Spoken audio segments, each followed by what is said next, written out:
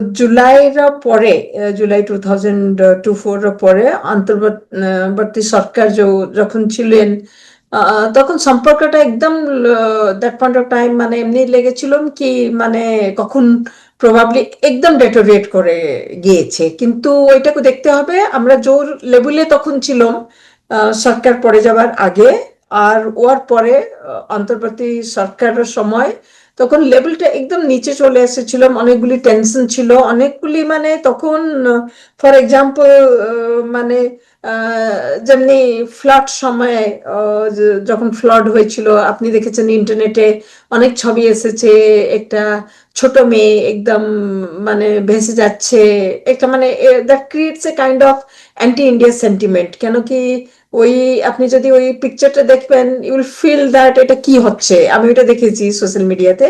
তো একটা তখন একটা মানে পরিস্থিতি এইভাবে সৃষ্টি হয়েছিল কি ইন্ডিয়া সরকার পতনর পরে সবকিছু করছে টু আন্ডারমাইন ইন্টারিম রিজিম, এভাবে তখন প্রজেকশন ওইভাবে ছিল।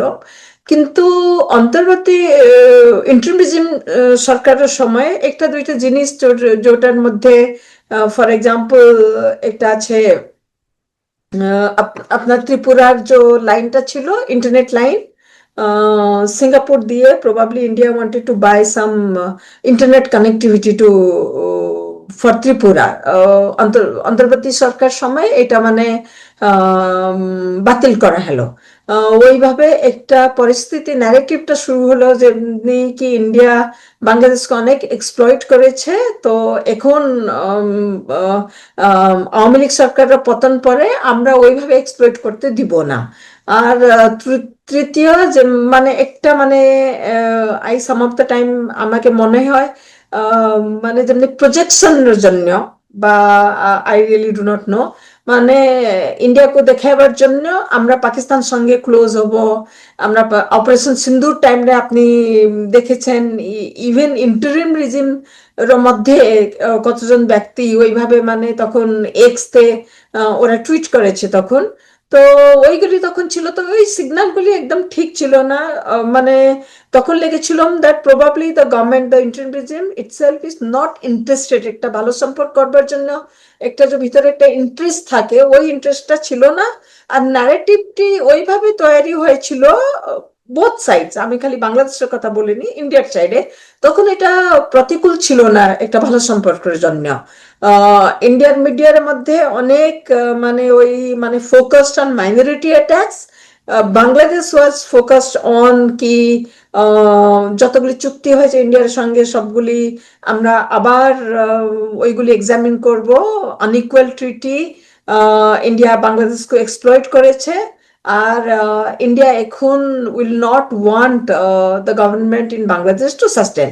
তো এই পরিপ্রেক্ষিতে when you look at the new regime, এখনকার সরকার বিএনপি সরকার এখন যে পাওয়ারে আছে, তো ইন্ডিয়া থেকে মানে এটা একটা ফিলিং হচ্ছে that the government wants to reestablish the ties, মানে সম্পর্কটা যেভাবে ছিল ওই মানে at least to put it back on track. আমি এটা বলবো ডিরেল হয়ে গেছিল, এখন it is back on track. It is a much more looks like the BNP government has a much more practical relationship as far as India is concerned. ওরা মূলত ইলেকশনের সময় ইলেকশন ক্যাম্পেন সময় এভাবে কোনো স্টেটমেন্ট দিয়েনি যেটা কি ইন্ডিয়া বাংলাদেশ রিলেশনস এগেনস্টে হবে। ইনফ্যাক্ট কতগুলি মন্ত্রী মানে যেমনি রুহুল কবির রিজভি আমার মনে আছে 24 ফেব্রুয়ারি মাসে ইন্ডিয়া আউট একটা ক্যাম্পেইন করেছিলেন, কিন্তু উনার ওইভাবে ক্যাম্পেইনের সময় ওইভাবে কোনো রোল ছিল না। Bangladesh first it is really good, মানে যখন সরকার বাংলাদেশ ফার্স্ট বলে বাংলাদেশের সরকার অবভিয়াসলি বাংলাদেশ ফার্স্ট বলবেই, তো এটা বাংলাদেশ ফার্স্ট হলে ওর মানে নয় কি ইন্ডিয়া লাস্ট, মানে দুই দেশের যে সম্পর্কটা আছে it is a kind of relationship যেটা কি ডিপেন্ডেন্ট রিলেশনশিপ। কখন কখন we are more dependent on Bangladesh, in some aspect Bangladesh is dependent on India, তো এটা মানে মূলত it's a kind of interdependence relationship. তো এখন যেভাবে চলছে আমাদের যে দ্বিপাক্ষিক রিলেশনশিপ, আমি বলবো মানে ইট provides a hope of a very stable relationship. It gives a glimpse that this relationship is much more matured, especially Prime Minister Tariq Rahman's approach to the bilateral relationship appears very, very matured. It is not, it looks like মানে BNP 2001-2006 এর মধ্যে যেভাবে সম্পর্কটা ছিল দুই দেশের মধ্যে, ওই ডাইরেকশন থেকে উনি একটা নতুন পাথ নিয়ে উনি ইয়ে করেন। কেন কি উনি তো মানে জেনারেশনাল ডিফারেন্স বি আছে উনার মানে বেগম খালেদা জিয়া থেকে। তো আমার অনেক আশা আছে।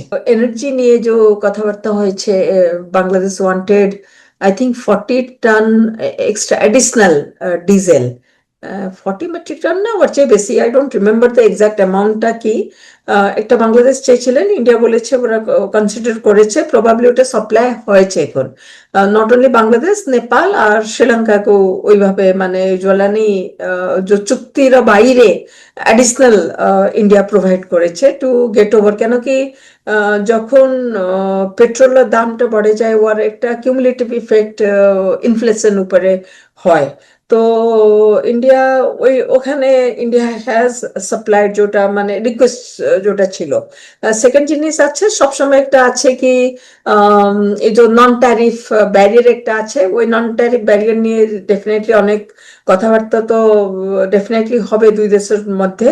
আর ট্রেডটা আমরা কেমনি ভাবে আর আগাই নিব।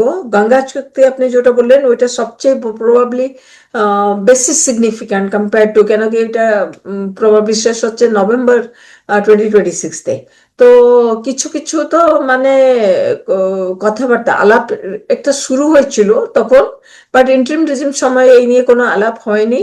তো প্রবাবলি দুই দেশ এখন দেখবে কি ওয়াটার নিড টা কি, ওইটা কিভাবে they will be able to fulfil the aspiration of the people. কেন কি দুই দেশ তো এগ্রিকালচারাল, ডমিনেন্টলি এগ্রিকালচারাল কান্ট্রি, আর মানে এগ্রিকালচার জন্য অনেক পানি দরকার, কিন্তু আমরা ওইটা দেখেছি because of climate change and all ওয়ার একটা ইম্প্যাক্ট একটা রিভার উপরে আছে।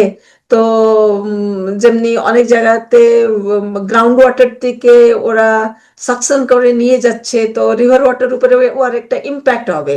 তো এইসব জিনিসগুলি প্রবাবলি ডিসকাশনের মধ্যে আসবে, আর ডিসকাশন হলে ডেফিনেটলি যতগুলি চ্যালেঞ্জ আছে ওইটা মানে address, it can be address, মানে এমনি নয় কি address, it can't be addressed, it can be address. তো আমাকে ওইটা লাগছে এই সফরে এই গঙ্গা চুক্তি নিয়ে ডেফিনেটলি ওরা কথাবার্তা হবে কি 30 ইয়ার্স চুক্তিটা যেটা শেষ হচ্ছে ওইটা কি এক্সটেনশন হবে না ওর মধ্যে কোনো চেঞ্জ আসবে। কেন কি আপনার যদি মনে থাকবে 1996-এ যখন এই চুক্তিটা হয়েছিল তখন বিএনপি সরকার তখন বলেছিলেন, অপোজিশন ছিলেন, উনি বলেছিলেন কি আমরা যখন পাওয়ারে আসবো উইল রিভিউ দ্য ট্রিটি। কিন্তু এই ট্রিটির একটা প্রভিশন আছে every 5 years it will come for a review, কিন্তু ওইভাবে রিভিউর জন্য বোথ ইন্ডিয়া এন্ড বাংলাদেশ কখন রিকোয়েস্ট করেনি। তো এখন এটা মানে এক্সটেনশন যখন হবে বা এক্সটেনশন হবে বা নেগোশিয়েট হবে, প্রবাবলি ওইটা both the government probably will definitely examine এটা কেয়ারফুলি। আপনি যে আসাম ইলেকশন কথা বলছে and all, yes definitely election campaign তো এখন শুরু হয়ে গিয়েছে আসাম আর ওয়েস্ট বেঙ্গলে। তো ওইটা মানে সবসময় একটা ইম্প্যাক্ট থাকে, মানে কিভাবে ওরা পলিটিক্যালি যখন ডিসকাশন করে, পলিটিক্যালি যখন স্লোগানিয়ারিং করে, ক্যাম্পেইন করে, ওইভাবে। তো that some of the time has an impact on on the popular sentiment কি আমাদের বিষয়ে ইন্ডিয়ানরা ওই কথা বলছে, এই কথা বলছে। তো একটা ইম্প্যাক্ট থাকে। দেখি মানে এখন পর্যন্ত তো ঠিকঠাক চলছে, আগে গিয়ে দেখি কিভাবে ক্যাম্পেইনটা আগে যাচ্ছে।